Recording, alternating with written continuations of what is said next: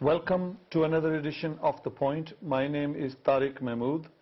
We're broadcasting to you live from Manchester on Sky networks in Manchester and across different networks across the world. We have today a discussion that we're going to focus around the erosion of human and civil liberties within the UK. But before we do that, I'd like to talk a little bit about the situation that's unfolding in Pakistan. Ever since I can remember, Pakistan has been in a constant state of political, economic, social crisis. It's almost like that whilst the people are yearning for basics of roti, kapda or makan, the ruling elites ceaselessly end up one problem thrown upon the masses after another, after another, after another. Over the last couple of days, we've watched the streets of Punjab burning since the overthrow of the Punjab government and the imposition of governor's rule. It's almost as if the Zardari Sahab has come up with some new chal yet to destabilize the country. The questions for us are, why is all this happening? Whilst Pakistan is thrown in a crisis of such intensity, and that coming on the heels when we've just had the turmoil in Swat going down a little bit. Whilst Pakistan is in such crisis, the General Kayani has been summoned to the United States and is being talked to by the American lawmakers. It's a ridiculous state of affairs. It's understandable when you have the masters coming to Afghanistan or Pakistan and giving orders, but to faithfully run to the United States at a moment when the country is in the grip of such a turmoil goes to show us who's really pulling the strings. Now, as we went on air in the last week, as we come to you today on air, we were told by the British press that there are 4,000 Pakistanis and Kashmiris of British origin who've now gone over to Afghanistan. This figure is being disputed by some. 4,000 people from this country are supposed to have gone to Afghanistan to fight alongside the Taliban against the NATO forces. Now, some of us wonder what on earth is wrong with resisting NATO forces and being involved in a campaign to oust the occupiers from a land thousands of miles away from their own shores. What on earth is wrong with that? But the implications for us over here in Britain, when the media and the political establishment begins to talk in terms of a hype on thousands of people going into Afghanistan from here, what they're actually doing is sharpening their knives for unleashing another set of repression against the population in this country, particularly the Muslim population. And what they do to the Muslims today, they will do to their own population tomorrow. But this is happening in a global context. As we talk, the figures, I'll give you some figures now. In between October 2007 to October 2008, approximately 62,000 people were stopped under the anti-terror legislation in this country. Stopped, very few of them were actually charged, but we'll come on to that. As the last year ends, 8,000 people die in a war on terror in Pakistan. A war which the current Pakistani government has embraced as its own war. You will find few examples other than slaves owning a master's war ever in human history. Now, the question that arises, what goes on in Pakistan and how it's transferred here, just because 62,000 people are stopped on the streets, that's just the tip of the iceberg. The atmosphere of fear and intimidation that it creates all around us, that creates the conditions in which people can be intimidated onto the streets, the houses can be raided in the middle of the night, they can be picked up, whisked away and locked up in this country. According to the British press today, Pakistani intelligence have admitted routinely torturing people in their custody. Now, with MI5, which is the British intelligence, being actively participating in one way, form or other in the torture of people and watching it all happen. The climate of fear and intimidation that's developing is such that many of us are affected. About a week and a half ago, I was walking down one of the main roads in Manchester, along with another presenter from KBC. We were eating a bit of ras malai. In front of us, there was an arrest being made. We were unconnected to the arrest. I walked past the arrest, and I turned around, and my friend is arrested, the presenter who was with me. I asked, why are you being arrested? Why are you arresting my friend? Next thing I know, I'm handcuffed by firearms officers who themselves are very jittery. This is on the St. Valentine's Day. The questions for us obviously are, what are firearms officers doing regularly patrolling the streets where predominantly Asians and in particular Muslims live? This is an era in which terror, fear and intimidation is being used to cow down people. Is this because so we don't ever think about the economic and social turmoil happening in our lives which are connected, whether they be in Pakistan or they be in here? I've got special guests today. My special guest today is Naeem Malik, who is from the Guantanamo campaign. Very soon we'll be joined by Umar De Gayas from Brighton, and who is an ex-prisoner from Guantanamo, and we'll also be joined by Jackie Chase, who's a long campaigner for human and civil rights in this country. For those of you who are wondering where is Aki Nawaz, my co-presenter, Aki Nawaz has had to be out of the country today, and hopefully he'll be available to join us next week. But turning to you, Naeem, welcome onto the point. And perhaps we could start by you sort of explaining what you think the implications of what's going on in Pakistan are for the future of the country. Well, I think, Tariq, I was really surprised by what actually happened this week in Pakistan. I mean, Pakistan has got major problems on its hands. The so-called war on terror has actually engulfed it in fire all over the place. And as you mentioned, Swat was the area in which there was some kind of resolution to what was actually happening. And all of a sudden we find that the Supreme Court judges have disbanded the Punjab government effectively and established governor rule in there. Now, first of all, I don't want to go into great details, but if you look at the Supreme Court of Pakistan, it's not really a very kosher court. It was a court that was appointed through an... You mean not a very halal court? Well, not a very halal court. I didn't want to say that, but yes.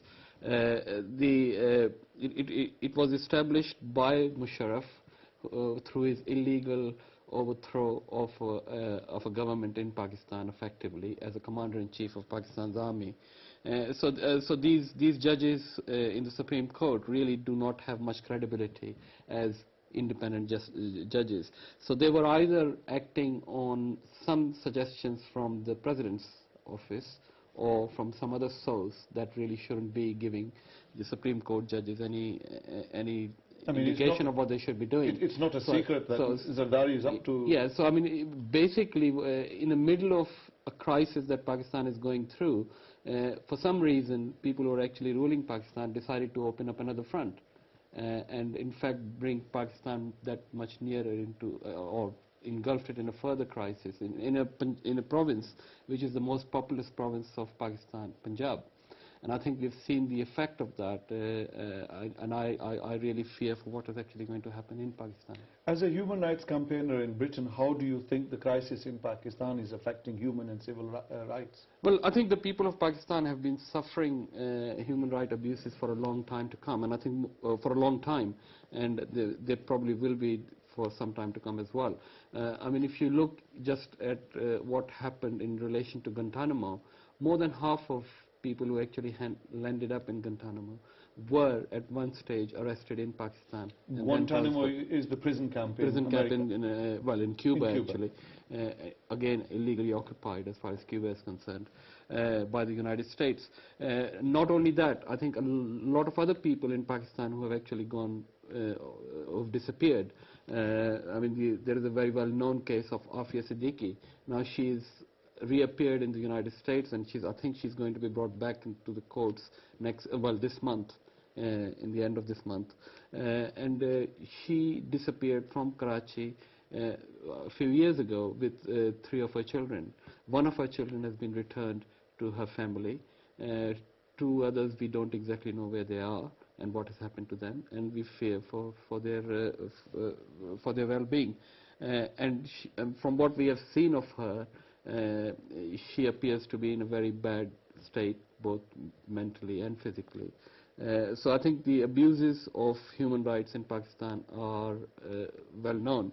But I think what has appeared in the press in Britain today, and in fact over the last couple of weeks, is the fact that the British government, the MI5 and various other intelligence agencies in this country were involved in the torture and human rights abuses that actually happened in Pakistan.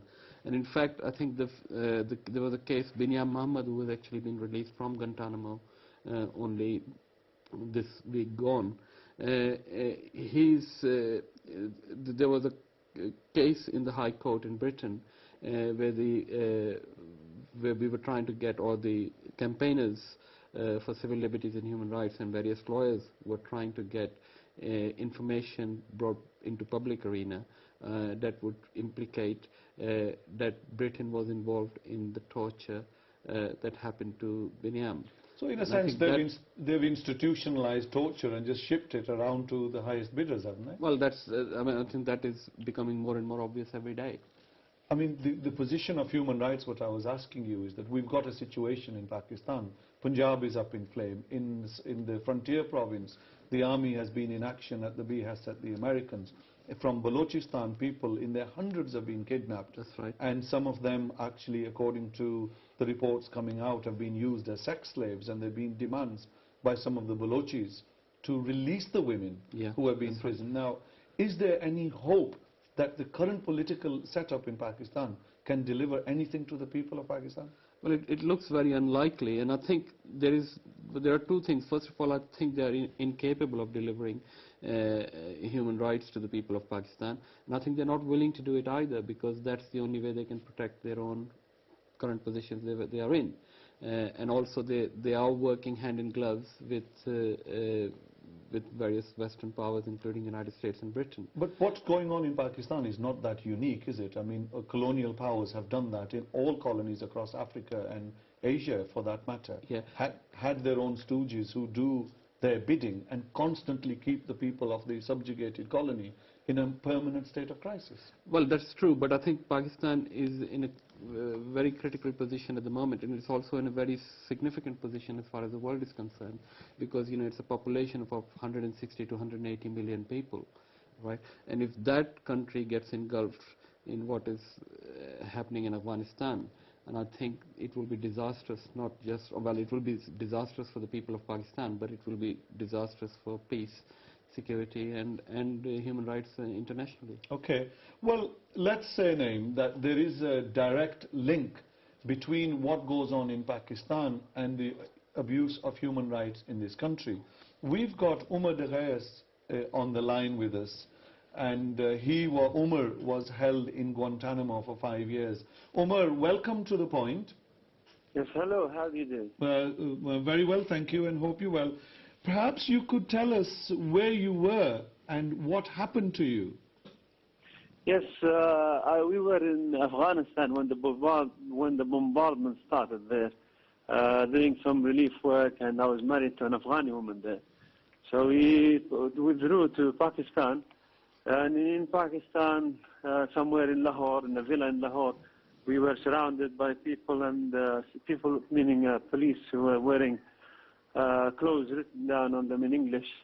The special forces, like American trained, they spoke in an American accent, we were handed to Americans. These were Pakistani, Omar, these were Pakistani police speaking in an American accent? Yeah, it was different to each person. To my case, they were Pakistani police, but they're speaking in American accent.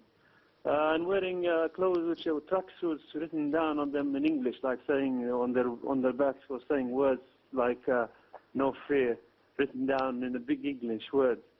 Other people, my friends, other people that I met in prisons there, they were surrounded by American people, but wearing Pakistani clothes. So it depends on each person, but in my case, it was this kind of police. Okay, so you have Pakistani policemen talking in American accents, you've got American dressed in they spoke Pakistani clothes, and they arrest accent. you in Lahore. What happens next? Yeah, in Lahore, I was taken to a special kind of prison. It wasn't normal prison, special prison. We were tortured in Lahore, questioned for, I think it was 1 month, and then we moved to Islamabad. Again, a special kind of prison in Islamabad. It wasn't normal prison.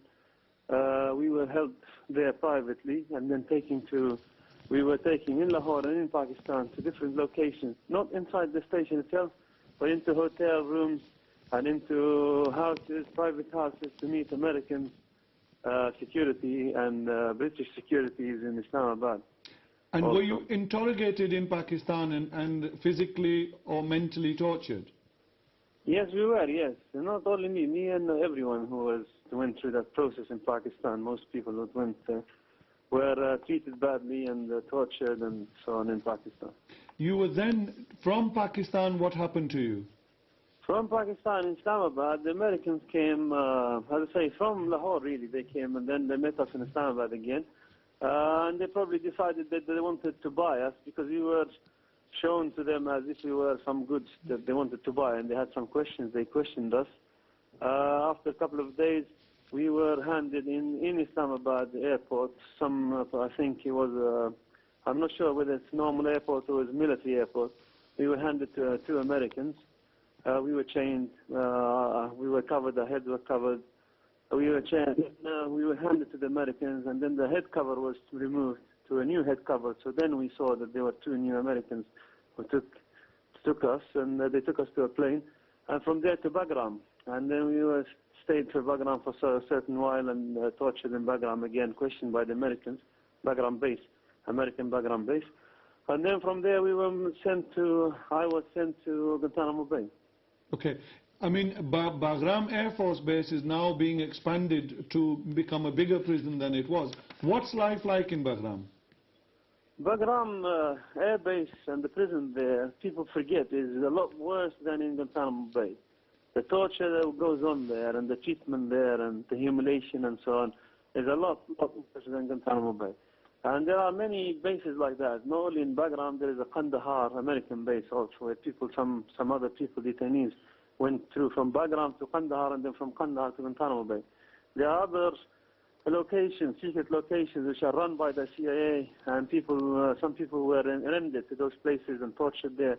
And those places are also more worse than what, of course, everyone has heard about Guantanamo Bay and the treatment that goes on in Guantanamo Bay. Those places are even worse than that. Muazzam Beg mentioned that he heard a woman screaming in Bagram, and it turned out to be Dr. Asia, if I remember rightly. Yes. Is that Yes, only yesterday or 2 days ago, I was speaking to Binyam Muhammad, who had just been released, and you asking him extensively about Asia Siddiqui, because he met her and he came later on to Guantanamo Bay, so he knew more information, and she was definitely the number that they were asking about, because they had 600 something, I forgot, but it is right. She was even treated so badly that I think she might have, according to Binyam and others, and Hassan Attash, who met her also, she might have even lost her mental capacity to think and so on. Yes, she was really badly treated, and she was put in front of other male detainees and taken to the shower by, they can see her when they taken to the shower by female guards. Yes, and she was there. She was in Guantanamo Bay, and she was very, very badly treated. We heard, obviously, everyone heard about what happened to her sons, and she was shot and so on. Okay. You mentioned Binyam Muhammad. Now, I'd like to ask you that in a minute. You were held for 1 month and tortured in Pakistan. You were then transferred into Guantanamo along with others who were arrested with you, held and tortured there. What happens to you then? In Guantanamo Bay, again, the same bad treatment went on, and in Guantanamo Bay... You were taken to Guantanamo Bay? Yeah, in Guantanamo Bay, I lost the sight in one of my eyes. My hands, my fingers were broken, my ribs, also my nose were broken. Badly treated, interrogated, and I stayed there for 5 years and 6 months or 7 months without any charges, without any trials, without any access to a lawyer until the last few years. There was a possibility to speak to some lawyers, but they were American lawyers that only the American administration gave permission to come and see. So let me... This is what happened to us. We were there for all that time, and then released without charges, without any compensation. After all these years, loss of family life, loss of everything, obviously, after long years like those. Yes. And then released and handed back to the UK here. Okay, Omar, so you're taken to Guantanamo Bay where you're tortured by Americans. Yes. You lose one eye, they break Yes. your fingers, Fine. they hold you there without charge, and then you don't have access to a lawyer. Yes. They then release you back to Yes. Britain without any Yes. compensation or an apology for your treatment. Yes. Is that right? Yes. Now, Yes, this is the case, yes. and when you Sadly. come back to Britain, how Yes. difficult has it been for you to adjust back to normal life? It was not really difficult. We're happy that we are free again. I have a good family here. They are very helpful with me. We have a very good, very understanding locals.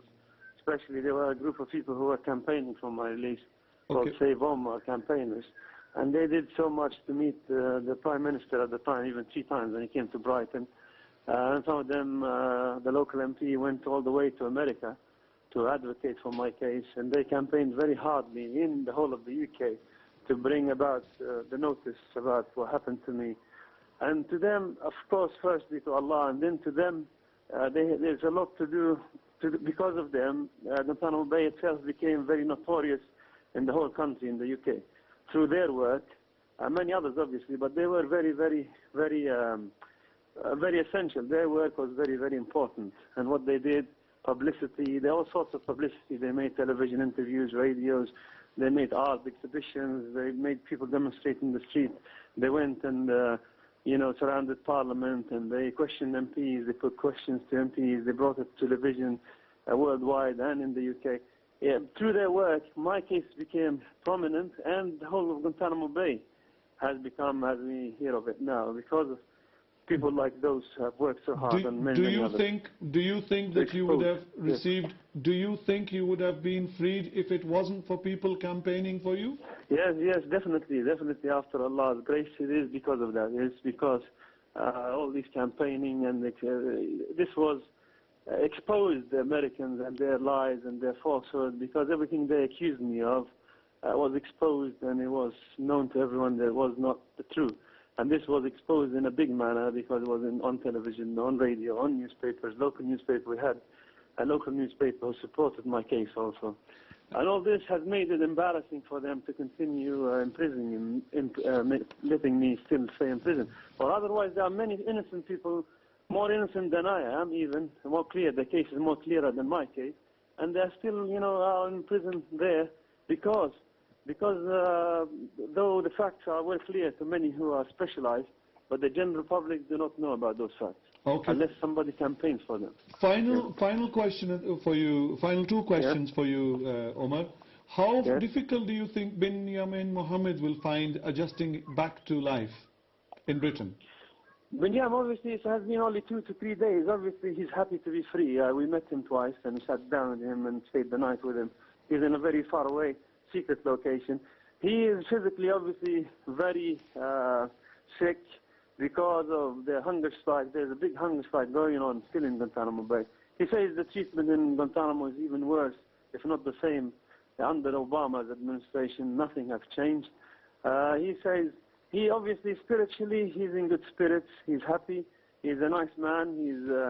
He's strong and speaks well and okay in the spirit sense. But physically, I think there is so much for him to make up for, because he's only skin and bones, if you see him. He's very, very thin, and he only broke his hunger strike in the plane.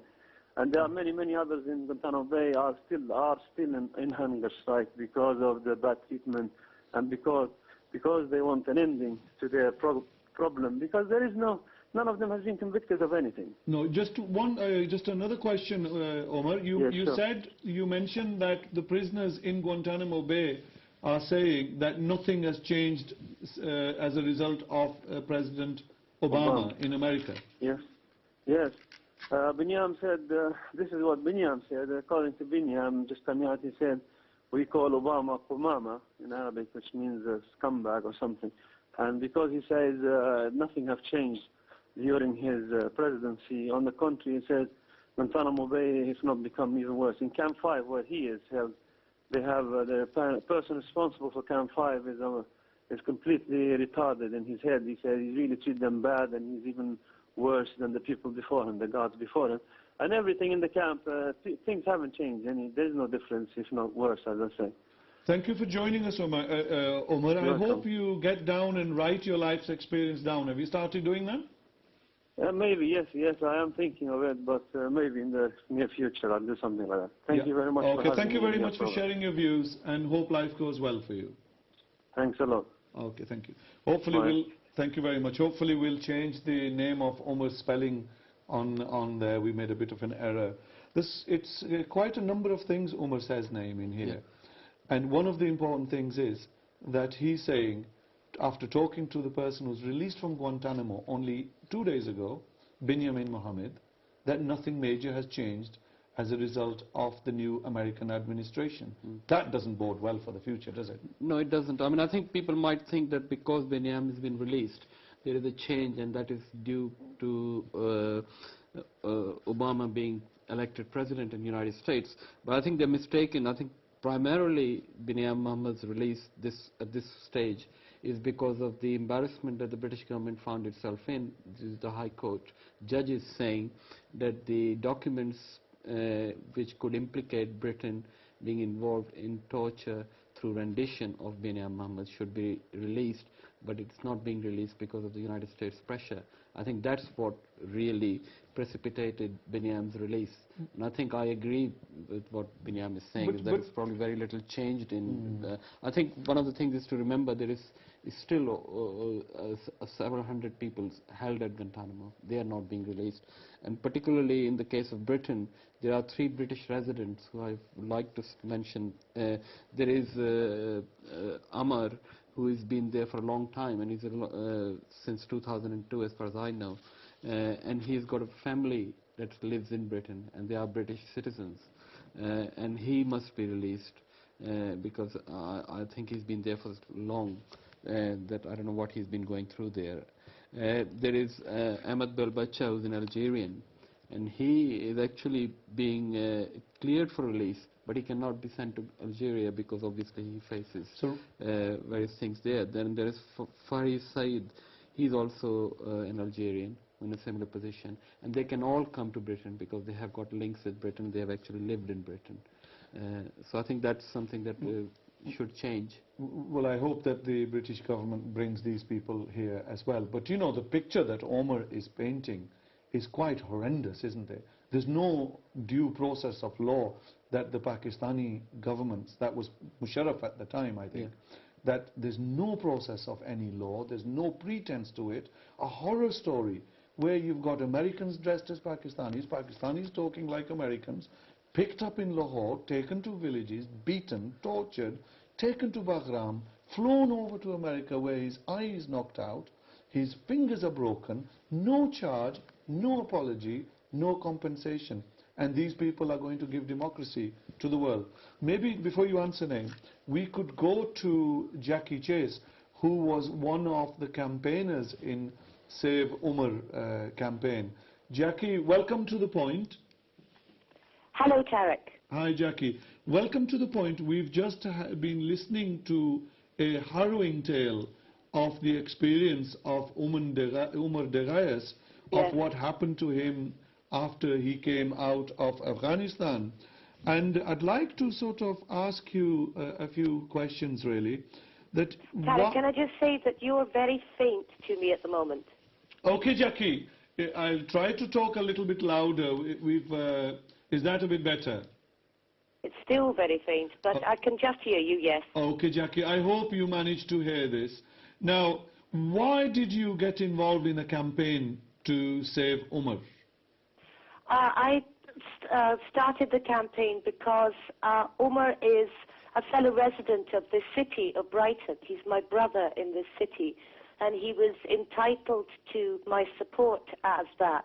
As a fellow member of this city, I had to be there when he needed me to be there, along with a lot of other people who live here too. I'd been involved with several local community groups prior to 2001 who were seeing a huge influx of people to our city from other countries where they'd been victims of torture, persecution, and their opinions and politics weren't welcomed where they were living, and they were coming to live here, and we were trying to make this city a place that would welcome them, a city where they would be able to live equally and in freedom and with respect alongside people who were living here already. And I felt it was important to engage with Omar's case because Omar was somebody clearly who was being badly treated, was being wrongly treated, and he needed us to be there for him. I know that you were involved with the Omar's family and trying to build some communications between the family and Omar.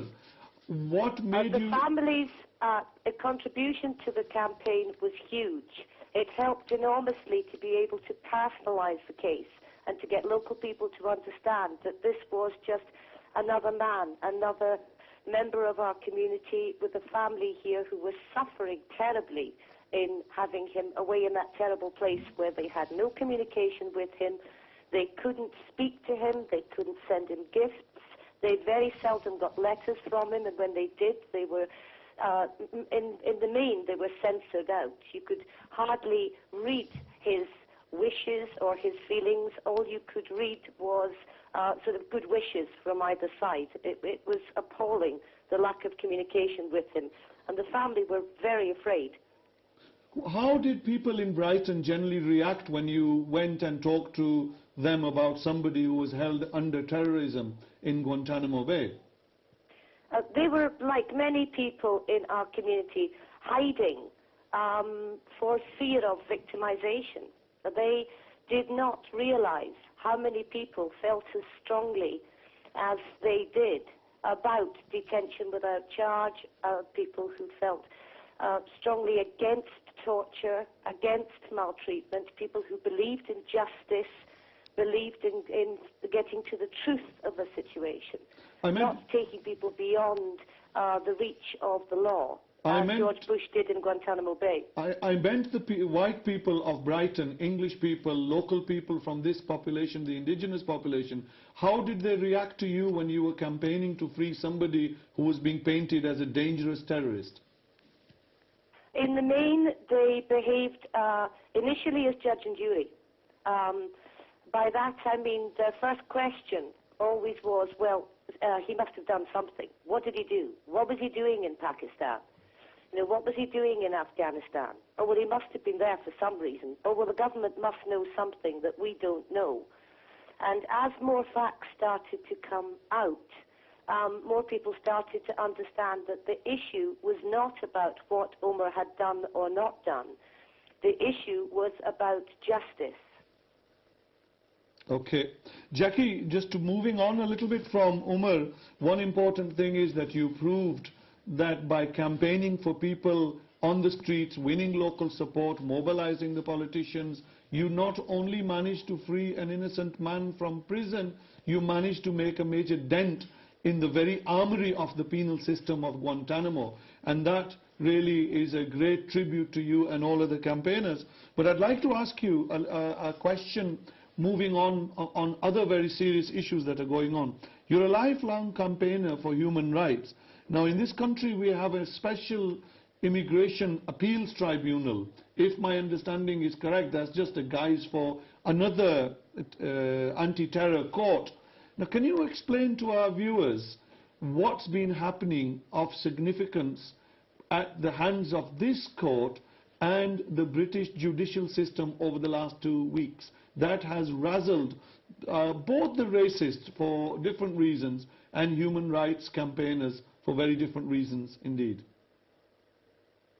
I'm struggling to hear you, Tariq, but what I heard from that question, if I could take it back slightly beyond the 2 weeks that you suggested, I think the serious issue here is where America, where the United States panicked after 9/11 and moved away from its constitution and we moved away from our rule of law too. The very existence of the Special Immigration Appeals Commission worries me, as does all the legislation that's been brought in as a kind of knee-jerk reaction to the war on terror. What's happened, particularly in the last 2 weeks, that would give your viewers an example of why I'm so strongly opposed to the Special Immigration Appeals Commission, is that this court allows secret evidence. This is entirely against the spirit of the law in this country, to allow secret evidence. They allow a special advocate just to hide behind a curtain with a special knowledge of what is in the national interest of this country. And they've allowed this secret evidence to, which is entirely undemocratic, for us to be expected to swallow facts as just to, you must believe this because your government says so. Okay, Jackie, That's not if we the can way we operate in a democratic society. We're entitled to know what people are charged with.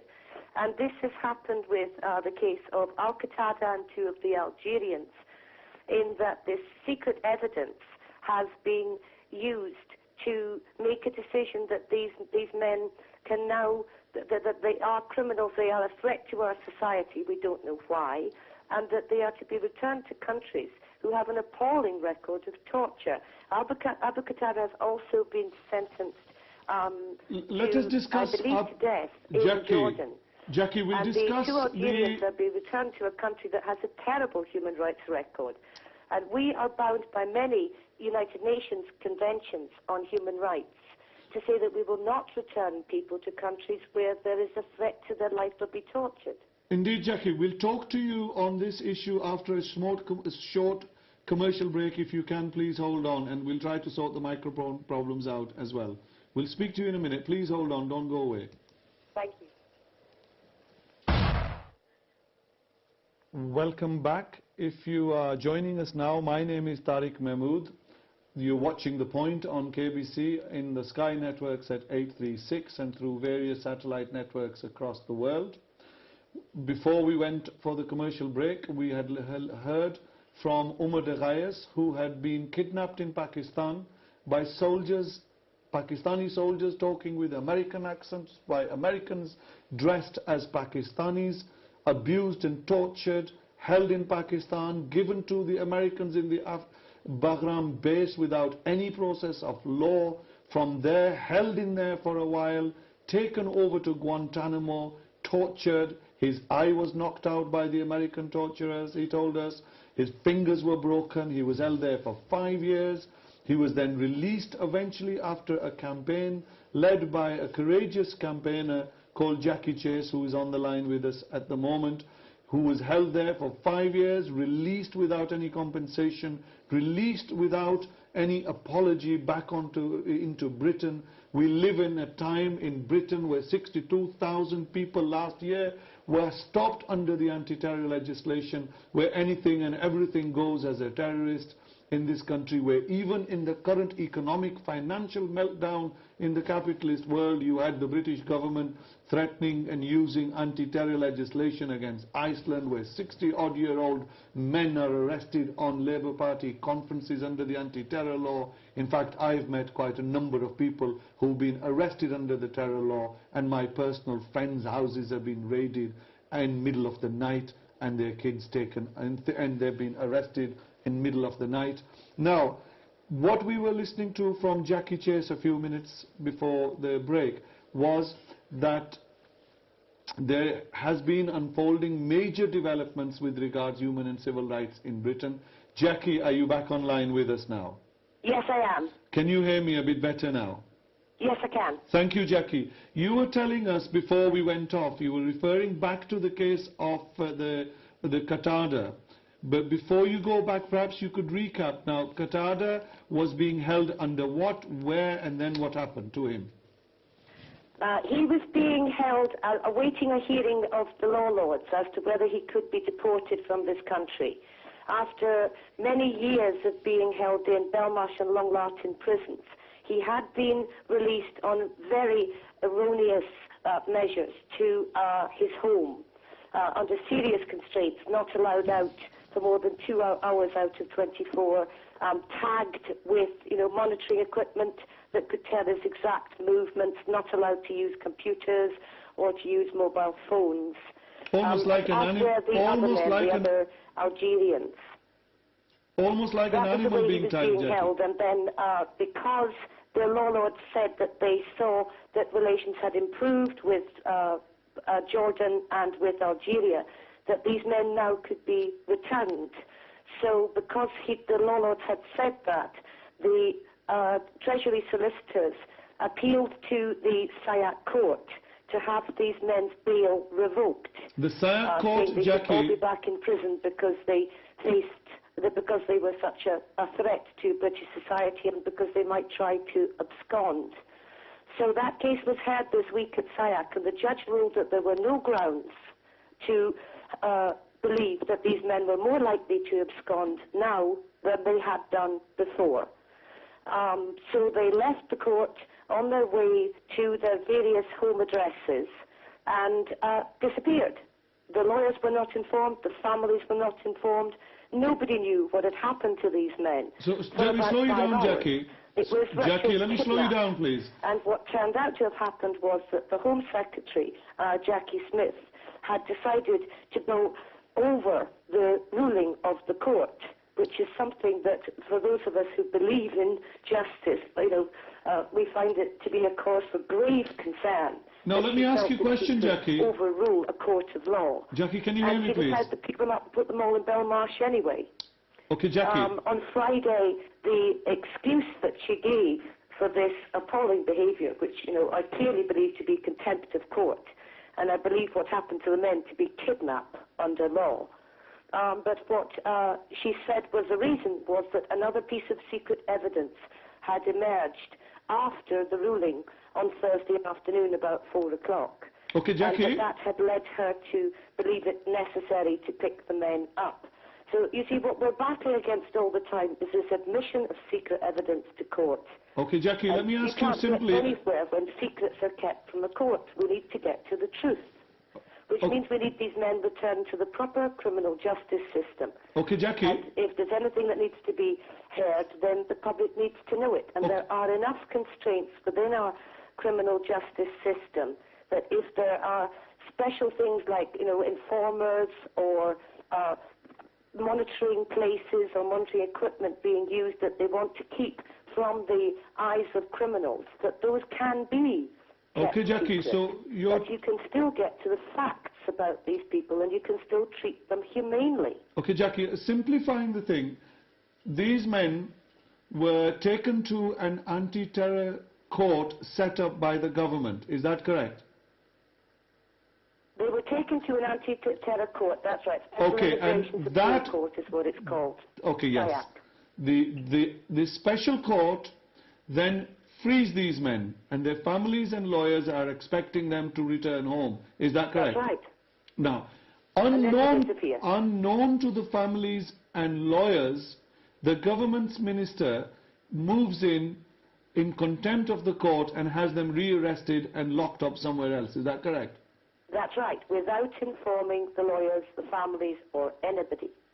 That is a terrifying spectre for a democratic society, or one that at least claims to be democratic society. Can I take you over to another issue?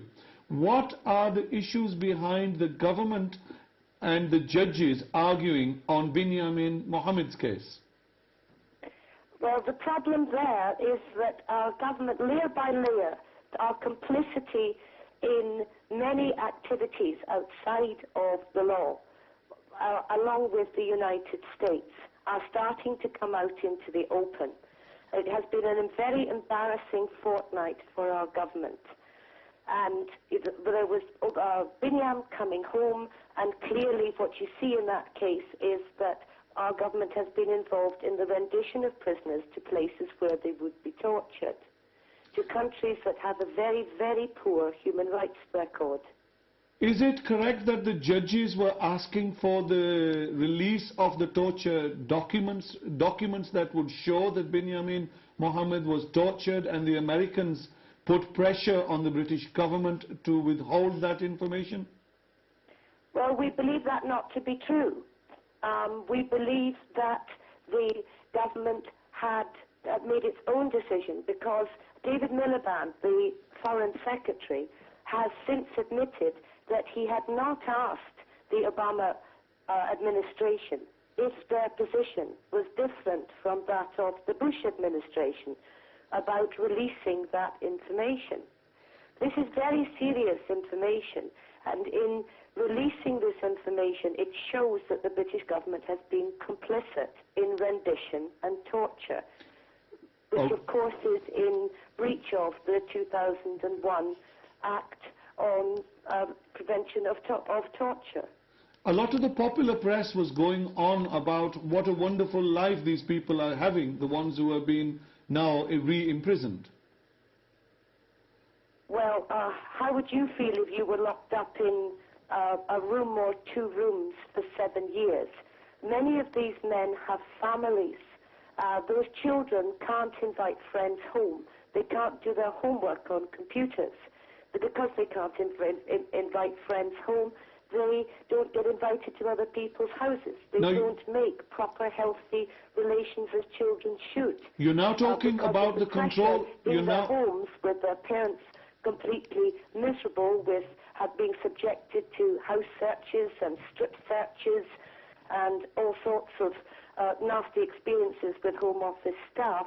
The tension, of course, spills over for the children that they're failing in school. These people are suffering horrifically by being removed from the proper judicial system. You're talking of the so-called control orders, is that correct, Jackie? Yes, I am. And what and also of what's called SIAC bail, which are the special conditions of bail from this special court, Special Immigrations Appeal Commission. For our viewers who are watching overseas now, would it be correct for me to say that under the special orders, these prisoners are not allowed to hold any normal life as we know it? They can't work, they can't invite friends, they can't go onto the computer, more than one person can't see them, or anything else that the powers that be would like to put on them, and they have no recourse to any legal remedy. Is that correct? Yes, in my experience it is. And that comes down to the most basic things as having great difficulty having access to a general practitioner when they have medical problems, having any access to education, because of the picture it is painted of them as terrible monsters that need to be held so securely. Ordinary people like doctors and university lecturers who should be able to come in and help them study in the home are terrified to come near them. Final question, Jackie, for you. You've been very kind to be online with us for so long. How do you think this can affect the society at large, what they're doing to Muslims and prisoners they deem as terrorists? I think it's breaking down any kind of cohesion between our communities. I think it's breaking down any kind of respect. I think that people don't get the opportunity to learn about each other's cultures and traditions and to work alongside each other. When it comes down to it, we're all people. We all have the same loves and cares and concerns in this life. We care for each other, we care for our families, we want to be able to provide for our families, we want to look after each other in hard times. Life is difficult for everybody.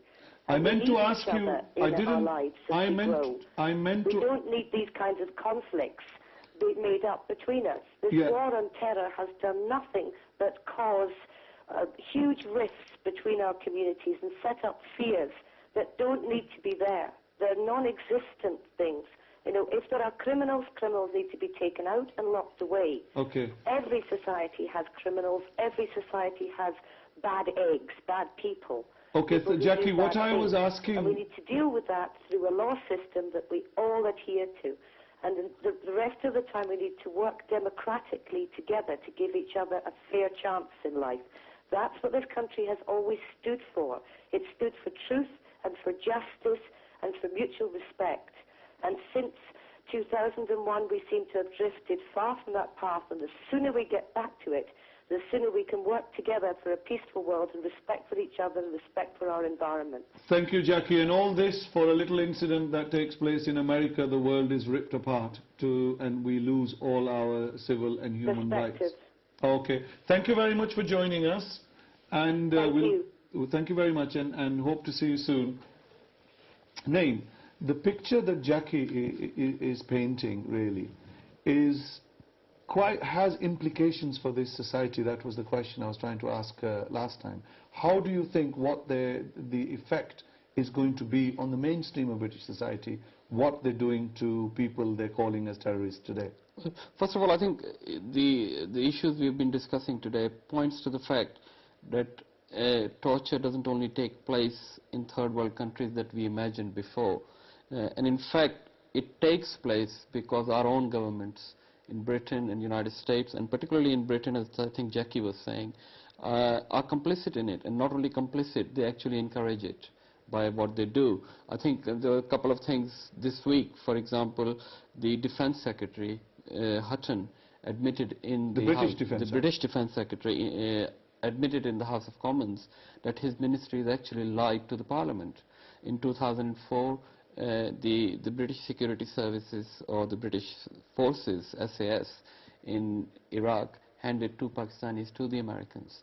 And I think it is against international law to do that. And in fact, these people were then transferred to Afghanistan, which really has nothing to do with them. They were arrested here? No, they were actually picked up in Iraq. Okay. And the SAS in Iraq handed them to the Americans, who then transferred them to Afghanistan. Now, so I think that's one thing.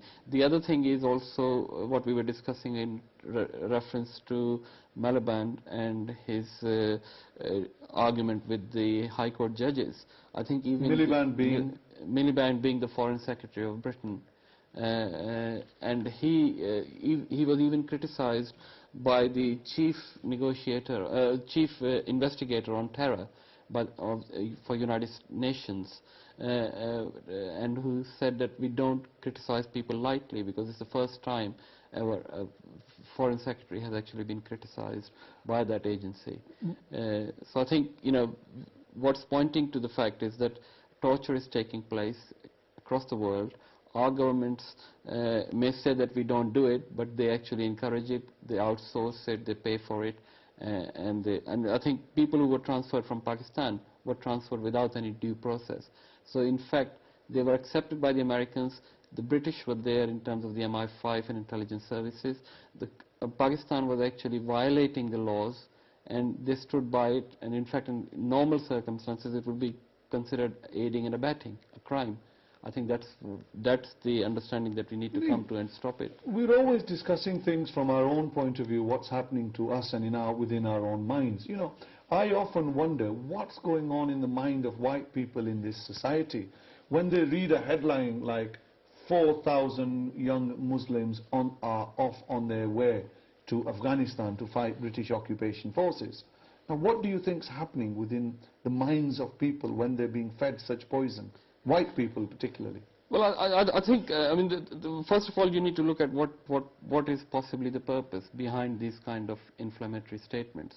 And they're not coming from ordinary people, they're coming from people who are actually working for the military. So I think, and from some journalists who should know better.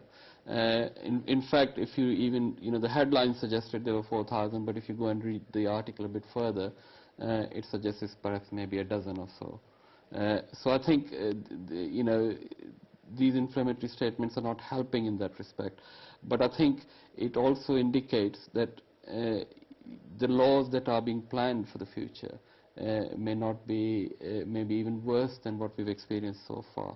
So I think, as Jackie pointed out, that a lot of people are getting wise to this. They're actually standing up, they're demonstrating, they're going to the Houses of Parliament, they're writing to their MPs, and they're campaigning on behalf of people who are being held in Guantanamo, they're campaigning on behalf of people who are being held in Belmarsh, whose human rights are violated. So I think that is taking the society forward in that respect. But I think what our governments are doing and what our authorities are doing is something that we really must be alarmed about. Do you not think that the way that all the anti-terror hype is being used in a sense, is almost industrializing the coming repression in this country. As I said to you earlier on, I was arrested not long ago on a public order offence, simply for asking why is my friend stopped walking on the road, who was with me, a presenter from this station. Yeah. Now, in a sense, there is this reign of terror around us, focused highly on the Muslims of Britain. But is it not slowly that what we've actually ended up in is effectively a soft arm of the police state, and the rough arm is still waiting to come off? They haven't taken the gloves off. Repression hasn't yet been industrialized. I mean, I think that there's a couple of instances, isn't it? For example, you see the latest, one of the recent cases in which the anti-terror laws were used was actually against what happened in terms of the credit crunch and the Iceland. And I think there, the government actually used the anti-terror laws to What happened? What are you talking about? Well, they actually froze some of the accounts that belonged to Iceland government or Iceland companies in this country, and they couldn't use normal laws, so they used the anti-terror laws to do it. Okay, so it means that if they want to use, because there is no way that the government of Ireland or all these banks could have been involved in anything to do with terrorism. That's true, but names. So they use that law. It may be perfectly legitimate to do it because maybe some bankers were doing something illegal. But why do bankers ever do anything legal? But why use the terror laws to deal with it? Why not use the standard laws to deal with it? So they were taking the easy route, and they said, well, with terror laws we could do it because we don't have to present any evidence. With anything else we'll have to present evidence. So I think the liberties are being lost, and they will not necessarily only be used for what they say is going to be used. Its purpose may be others as well. So I think that is what is happening. I think that's where we really need to be worried about. And I think a lot of people are being arrested. A friend of my daughter's was actually returned from a country. He was going for a weekend trip. I think it was somebody's was getting married, and he was not allowed to go but enters the country because his passport had visas from countries like Pakistan. Okay, so they were sent back. So I think these things are beginning to happen, and people are being affected by it, and it's something that we need to be very careful about. I mean, one of the things that they were talking about in this 4,000 headline is that now there are people from Pakistan and Kashmir all heading off towards Afghanistan. I mean, I feel, why on earth can people not resist against occupation and support resistance against occupation? After all, the British have a very long tradition of supporting unjust occupations. Did they not support the French resistance?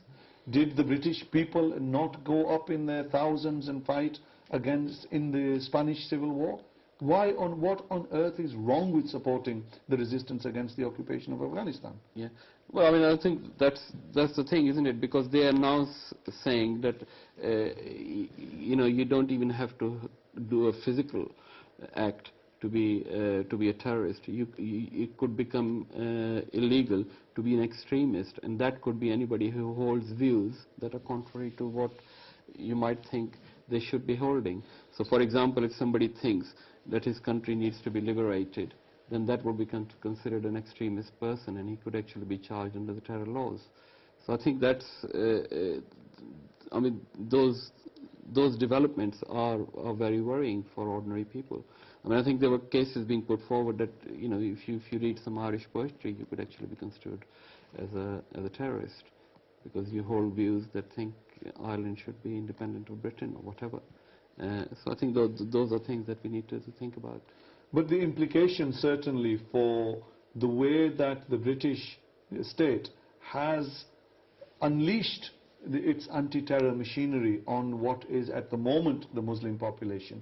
And of course, more and more people are coming in the net who are not Muslims, who are not even Asian. In fact, they're very much indigenous population in this country, that what they do to a minority, they're going to do to a majority anyway. And the implication for the world is quite severe as well, what's going on here, is it not?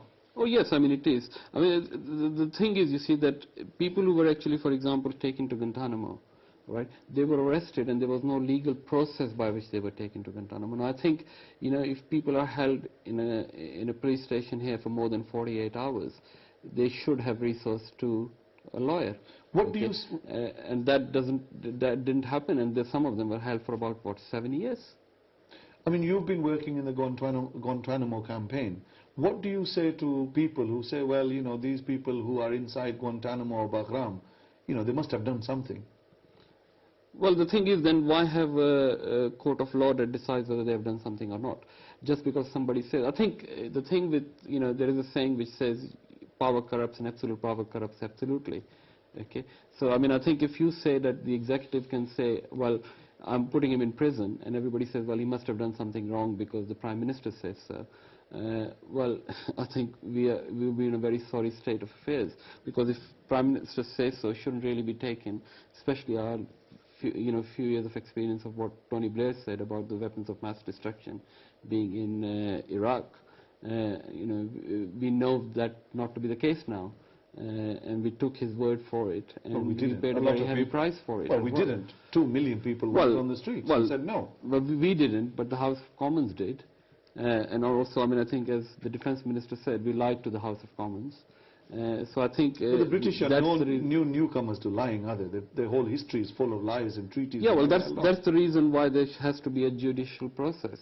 That's the reason why an independent person who cannot be pressurized in any way, and I think that's one of the problems we've seen happening in Pakistan in terms of the Supreme Court. Okay, they're moving now. We heard Omar say earlier on in this program that since Obama has come inside Guantanamo, there hasn't been a fundamental difference. Yet, in fact, now they're going to extend the Guantanamo to Bagram and other places in occupied Afghanistan. Yeah. What do you think the implications of all this are? Well, I think one of the things when Obama won the elections was that there is going to be a change, all right?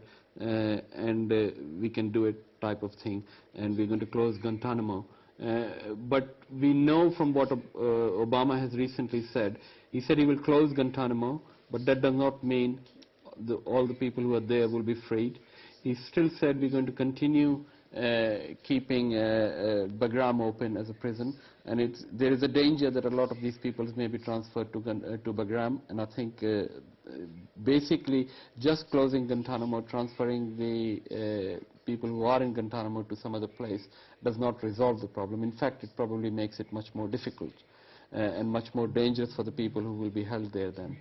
So I think, again, we have given Obama time, and we haven't really seen, as you heard from Omar and his chat with Binyam, that really changes have not taken place as we expected. I'd like to move on. We've got 4 minutes left on this thing. Now, I think cut Jackie off a little bit early before she could explain one final point. Now, secret evidence you don't know about, you're not allowed to know about, certainly we're not allowed to know about outside as people.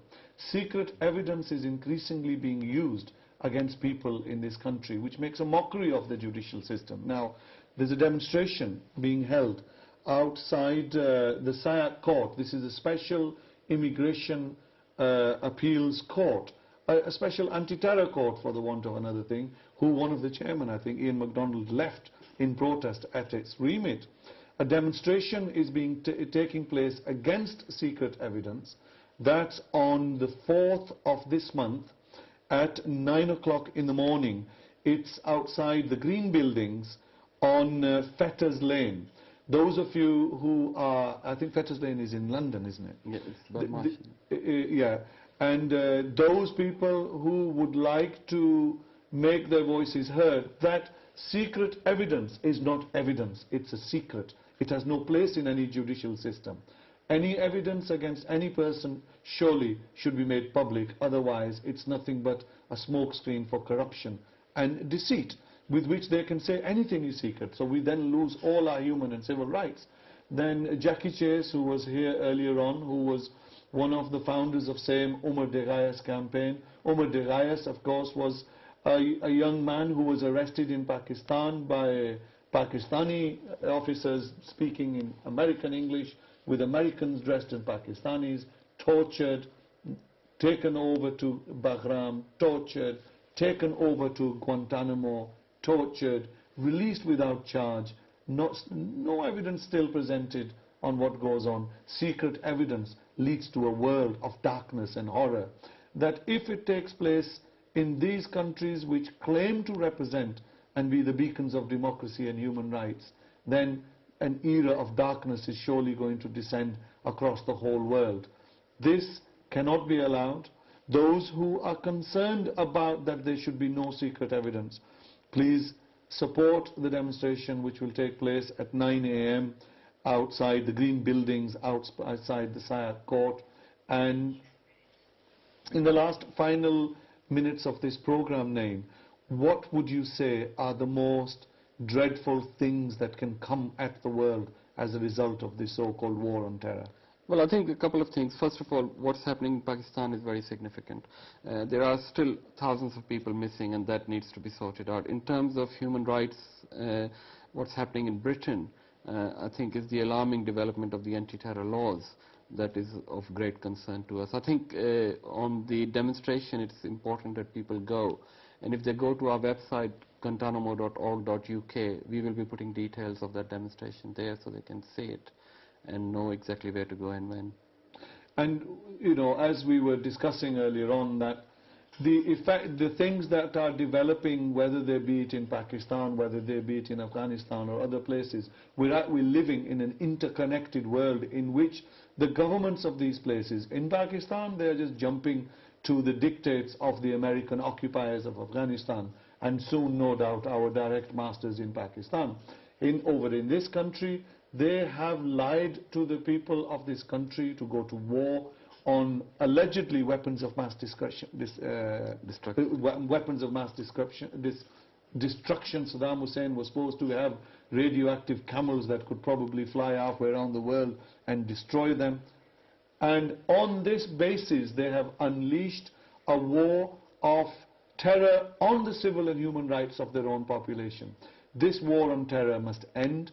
The Pakistani government must disassociate itself entirely from the American war on terror.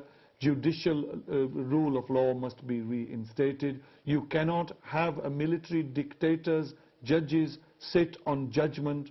That effectively is nothing but a continuation of military rule. We can't have people who were yesterday's criminal, today's presidents deciding on the future of the most populous of provinces. We cannot have a world in which people are picked up, sold and bartered to the occupiers who then torture them. And we certainly cannot allow the world in which there were some basic human and civil rights to be destroyed under the cloak and dagger, smokes and mirrors of the war on terror. My name is Tariq Mahmood. You've been watching a program on the erosion of civil and human liberties on the Kashmir Broadcasting Corporation, coming to you live from Manchester. My co-host Aki Nawaz was unavailable today. We had in the studio a campaigner named Malik. We had on the line from Brighton Umar Daghayas, who spent 5 years unjustly, illegally, without charge in Guantanamo, who was tortured in Pakistan, tortured in Afghanistan, tortured in America, who lost his eye, who lost his fingers. He was thrown out eventually by the courageous struggle led by a woman called Jackie Chase in a campaign called Save Umar Daghayas campaign, that shows us that if we campaign about the plight of individuals near us, who live close to us, who live close by us, or who we feel strongly about, that we can shake the very foundations of the mighty. But if we don't do anything, then there's no hope for us. Physical and practical actions have to be taken place. We should not be cowed down by intelligence services. We know they watch these programs. We've heard some messages back. We shall not be cowed down.